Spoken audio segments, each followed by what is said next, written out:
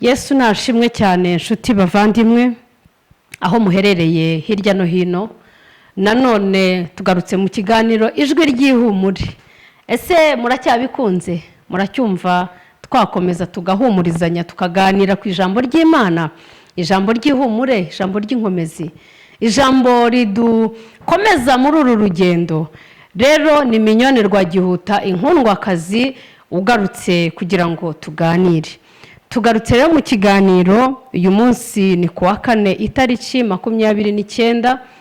Tugarutse tuvuga ngo Yesu araruhura kandi niwe nshuti nziza idahemuka. Tugarutse rero tugiye gusoma mu Baroma ibice byaho 8:31. Haravuga ngo ubwo bimeze bityo tuvuga iki? Ubwo Imana itimanye, ubwo Imana iri mu ruhande rwacu, umubisha wacu ninde? 32. Mbese ubwo itimanye umwana wayo ikunda ku bwacu twese izaburite kumuduhana n'ibindi byose? Yesu ashimwe cyane. Ni naho ndi busome, ntago ndi bujye kure yaho. None tuvuga iki? Ubwo Imana iri mu ruhande rwacu, umubisha wacu yabarinde. Ubwo duherukana kuwa gatatu twaganiriye ku ijambo riri muri Zaburi 23 rivuga ngo Uwiteka niwe mwungeri wanjye sinzakena. None tugarutse tuvuga ngo Imana iri itubwira ngo none tuvuga iki? Ubwo Imana iri mu ruhande rwacu umubisha wacu ninde? Ubwo itimanye umwana wayo w'ikinege ngo aducungure, adupfire, atubabarizwe, yaburite kumuduhana n'ibindi byose. Turi mu ijambo ijwi ry'ihumure. Niba Imana itarigeze yikunda, itarigeze ibigira ubwiru, itarigeze ivuga ngo ubwo bakosheje, ubwo bakoze ibyaha reka mbihorere, ikabireba yarangiza ikavuga ngo reka nemere ntanga umwana wanjye w'ikinege, ni Imana ubwayo yimanukiye. Iravuga ngo reka nihindura umuntu kuko bariya abantu nabaremye mu ishusho yanjye, kuko nabaremye mfite umugambi, reka mbereke kubw'urukundo nitange. Byibura baramenya yuko urukundo mbakunda ruhebuje. Ariko se koko bavandimwe, urukundo Imana idukunda turarureba tukaruha agaciro? Urukundo Imana idukunda turarureba tukaruhereza imbaraga? Urukundo Imana idukunda turarureba tukavuga ngo Mana ubwo dukunda biraduhagije?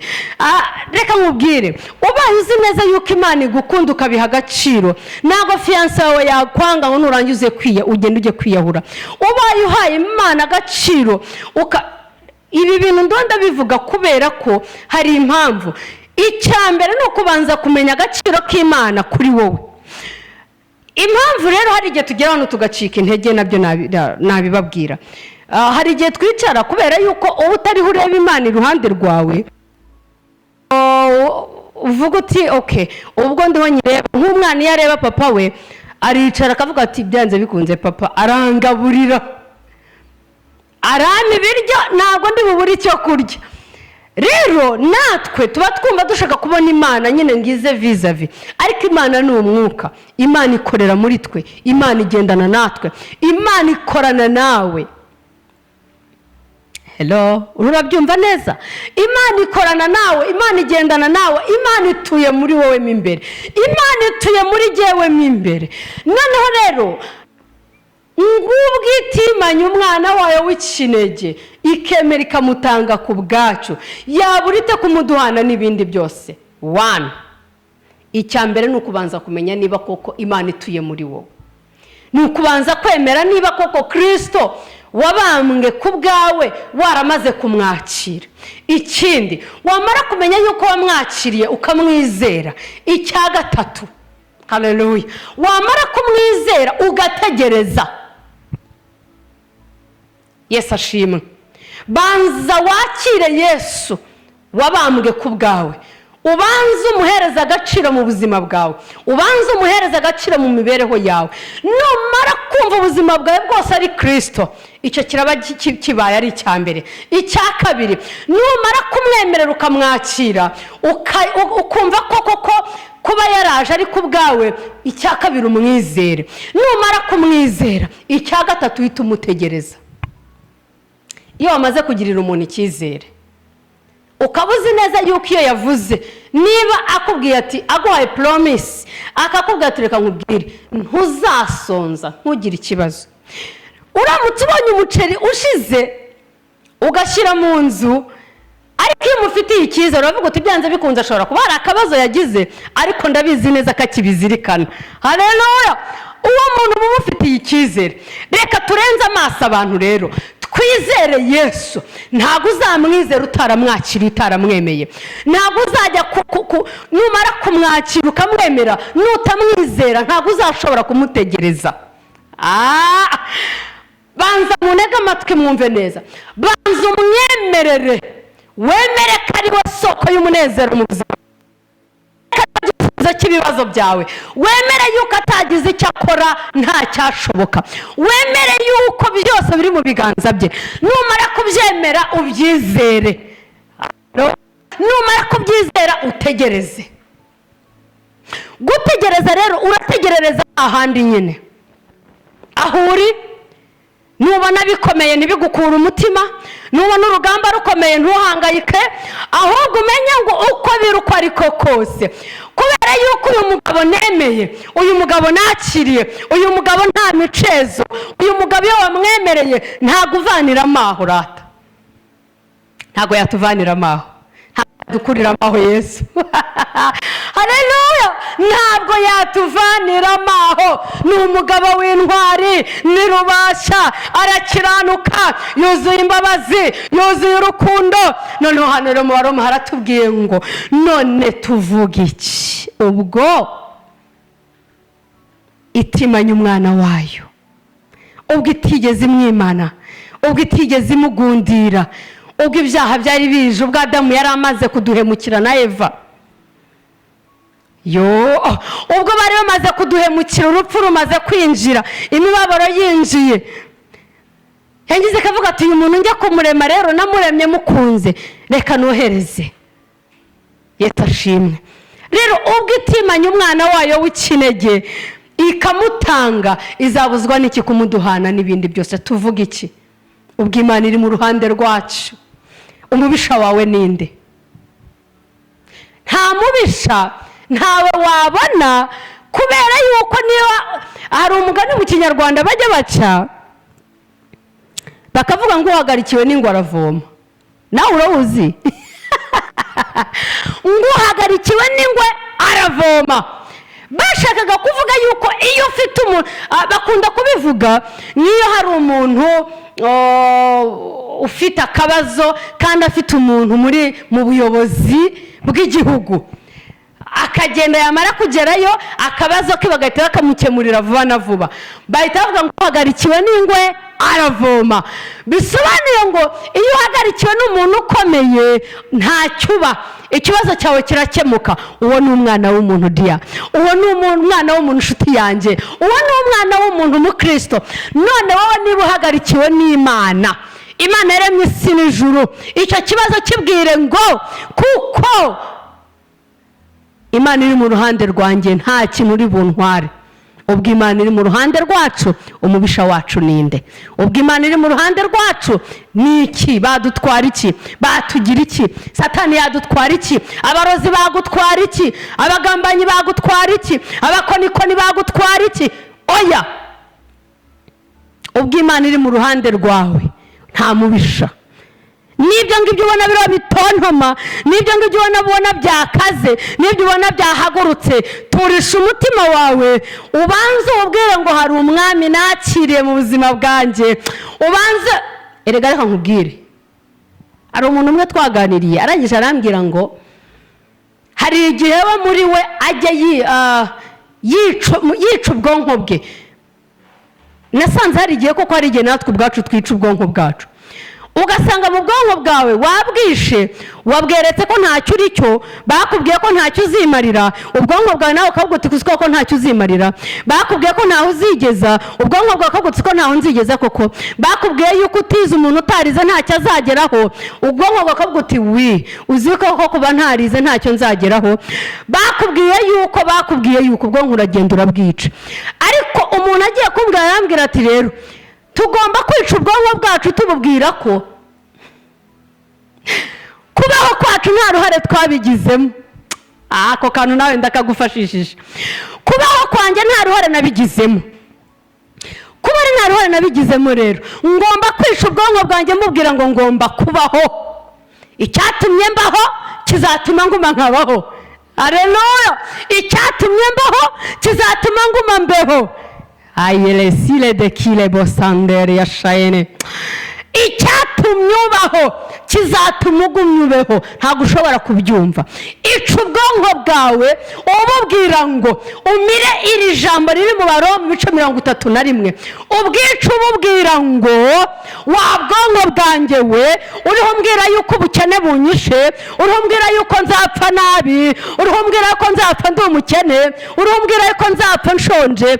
Bwicisha iri jambo ububwire ngo mu Baroma 8:31 haranditse ngo none tuvuga iki?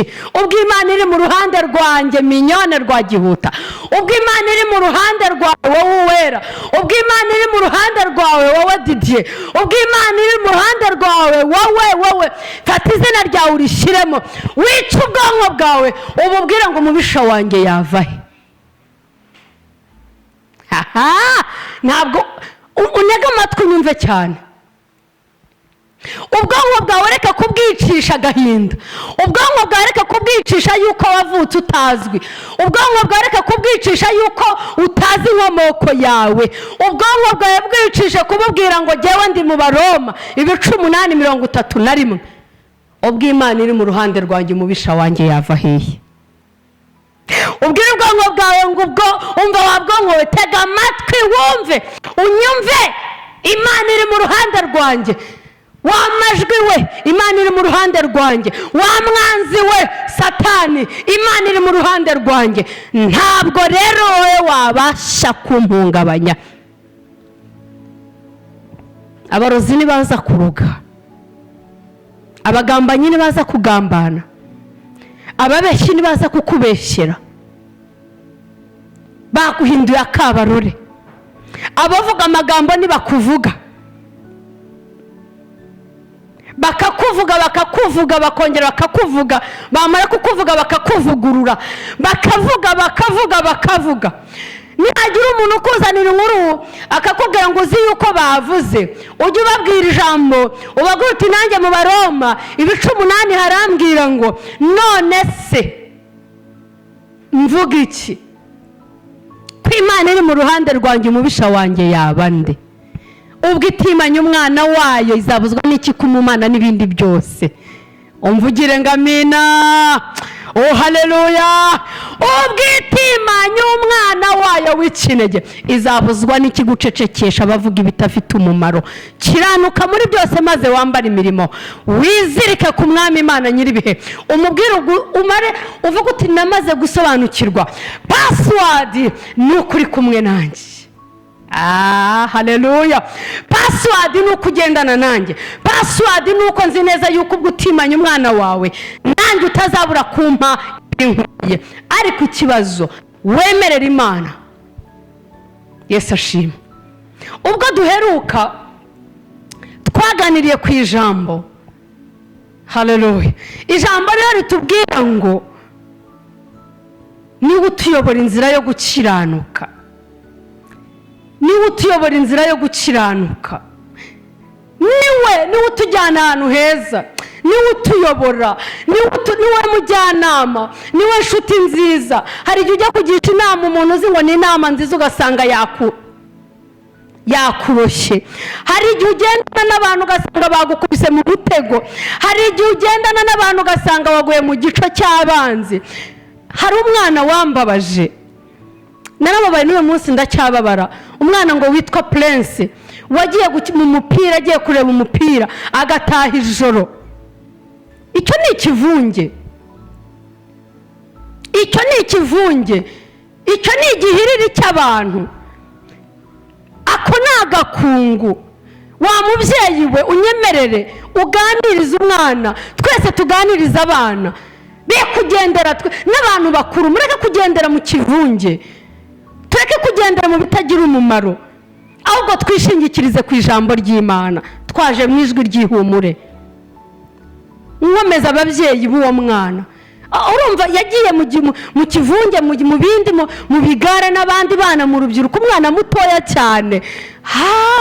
Satani ni umugome, Satani ni umugome. Arangije ngo babafashe, abapolisi babafashe, nibura basi ntiyaguma mu modoka, bamushyizeho amapingu, ntiyaguma mu modoka ngo ategereze icyo ubuyobozi bumusaba, bumubwira wenda n'imiryango ize, yumva ko yasiga isasu. Umwanzi yaguhize ntago wamucika. Ariko rata mureke Uwiteka tubere umwungeri, atube hafi, twishingikirize, tuvuga ngo Uwiteka ubwo ari mu ruhande rwacu nta mubisha twagira. Umwana byarangiye yapfuye, ababyeyi baramubuze, imiryango iramubura, byanze bikunze niba yarirukanse hari ahantu bari bibye, bavugaga ko aribo bibye. Rubyiruko ndabinginze, basore, nkumi, ubusore buriho burabashuka. Ayiwe, nimureke Imana ibabe hafi, mureke mugendane n'Imana. Tuba tuganira ku ijambo ry'Imana. Kuwa gatatu narababwiye ngo turaganira, ndababwira ngo mureke Yesu abe ari we wenyine utubera agakiza, atubera umujyanama. Yesu ashimwe cyane, atubera umwungeri, umwungeri mwiza utazimiza. Rubyiruko, nimufatire ijambo, muvuge ngo Uwiteka niwe mwungeri wacu. Mwongere muhindukire mujye mu Baroma, muvuge ngo tuvuge iki? Ubwo Imana iri mu ruhande rwacu, umubisha wacu ninde? Nihagira ukubwira ngo tugende tugende kuryoshya. None se bavandi, ubu uyu mwana aracyaryoshya?